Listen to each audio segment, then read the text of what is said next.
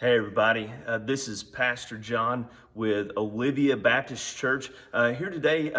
Just want to take a few moments and just kind of talk to you from my heart as a man with a family, as a pastor. Man, we live in some very fearful times with everything that we've got going on in the wake of this pandemic and everything that is kind of connected to that, either directly or indirectly. Man, it's affecting our schools, it's affecting our families, it's affecting our churches, it's affecting our lives. Man, it's even affecting how we go out and eat, how we go to the grocery store.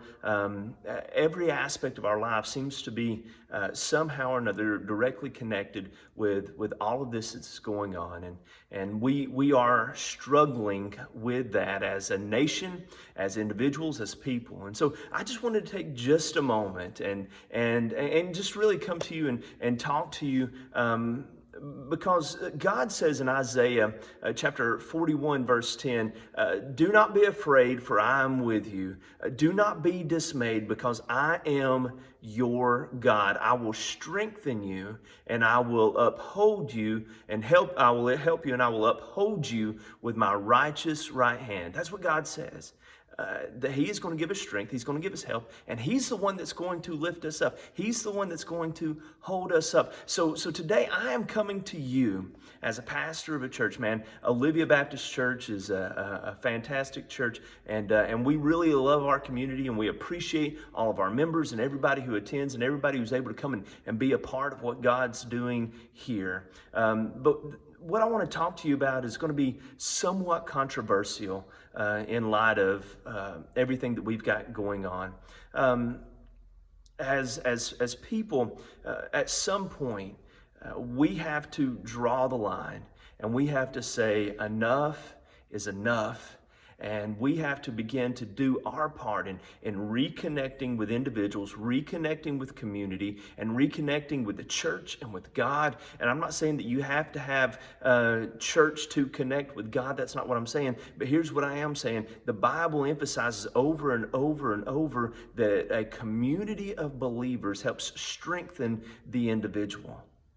Now, here's what I want to implore with you. There's a lot to celebrate in light of all of the negativity, in light of all of the fear that is going on. How about this? How about we begin with points of rejoicing? How about we rejoice in the fact that 326 million Americans are not infected? 326 million Americans are not and have not been infected with COVID-19. How about the fact that 6,760,000 Americans, that's just Americans, 6,760,000 Americans have been healed of this virus that is going on, that is plaguing us? How about 99.99% of children that have not been vulnerable to it at this point? How about the fact that we are resting on a 99 across the board? These are CDC's numbers. You can look them up for yourself. You can go to the CDC's website. I'm not saying anything that I'm making up, but 99.9 plus, depending on which way you want to work the math, but 99.9 plus % of all of those who contract this virus are going to survive it. 99.9 plus % will survive it. Now, listen, I'm not saying that there's not a virus. I'm not saying that it's anything to laugh at. Man, this has taken lives. This has infected and affected people on a grand scale. And I have talked to a lot of people who have had the virus, and they say it's, for some of them, they're typically non-symptomatic at all. For others, they say, listen, this was tough, this was very difficult, and I wouldn't wish this on anyone. So I understand this is a real thing, and it is a real sickness. But the CDC says that for ages 0 to 19, 99.997% of those will survive. For ages 20 to 49, that's age group, that's my age group, 99.98% of those will survive. For those 50 to 69 years, these are just the statistics of those that contract the virus. From 50 to 69 years old, 99.5% of those will survive. For 70 or older, 94.6% of those will survive. Now, again, I know a lot of people have died from this, and one person is too many. One person that can contract this, and it could have been helped or prevented, it's too many. But at some point, we have to step over the issue of fear. The psalmist in Psalm chapter 56 says, "When I am afraid, I will put my trust in you." And he's speaking to God. When I'm afraid, I will put my trust in you. Philippians 4, 6 through 7 says, "Do not be anxious about anything, but in every situation, by prayer and supplication, with thanksgiving, present your requests to God," your concerns, your requests to God, "and the peace of God, which transcends all understanding, will guard your hearts and minds in Christ Jesus." Jesus would say it this way: "Peace is what I'll leave with you. It is not my own peace that I give to you. I do not give it as the world does. So do not be afraid," or do not be worried and upset. Do not be afraid. That's what Jesus would say to us. Paul in 2 Timothy chapter 1, verse 7 would tell us that God has not given us a spirit of fear, but of power and love and of a sound mind.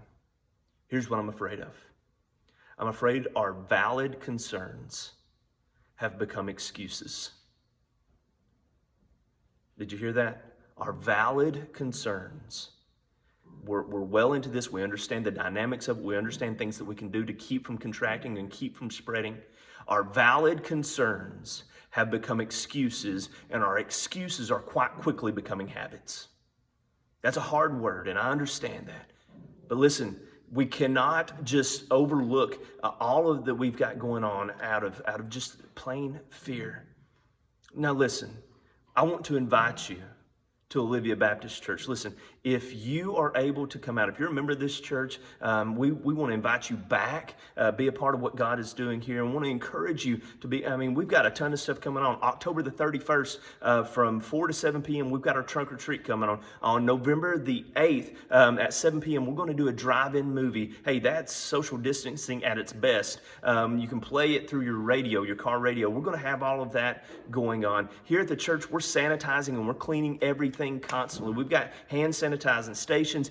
We have some people who elect to wear masks into church. You're welcome to do that. There's no shame in this. There's nothing. If you have a concern, we want to encourage you to come back. And listen, if you're at risk or if you're sick at all, stay home. Don't come out. If you're highly at risk or if you're sick at all, please, please, please stay home. But listen, families, we need you. If you're a family that is looking for a church, I want to encourage you. We need you. If you're an individual who is just hungry for God and His Word, you're always welcome here. George Washington, the first president of the United States, said it this way: "It's better to offer no excuse than a bad one."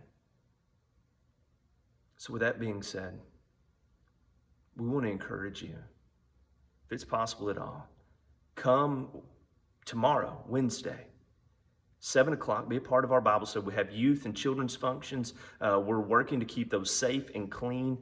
Come Sunday morning, we've got our children's functions going on, our preschool, as well as our nursery ministries are going on. We're sanitizing. We're doing everything we can to keep those safe and clean. And you're also welcome just to come in the sanctuary and be a part of. All children are welcome in the sanctuary at all times. That's never an issue for me. So I want to encourage you, come and see what God's doing. We're going to start service this coming Sunday at 11 o'clock. And I want to encourage you to come and be a part of what God's doing here at Olivia Baptist Church. God bless you. We look forward to seeing you soon.